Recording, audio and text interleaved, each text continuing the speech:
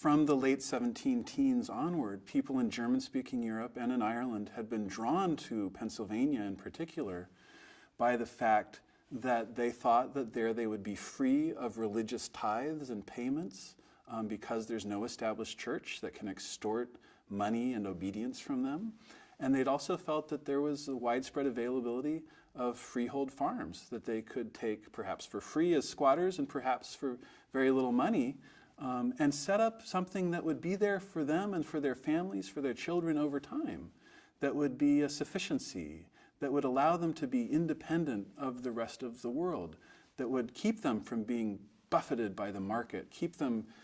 their children from having to work as servants for other people, that would allow them to live in their own little kingdom, their own domain. And this is a very attractive vision to people who have been tenants in Ireland and in Germany, and have a kind of vision of feudal landlords that's kind of accurate in Europe that they're trying to get away from. So those things, the lack of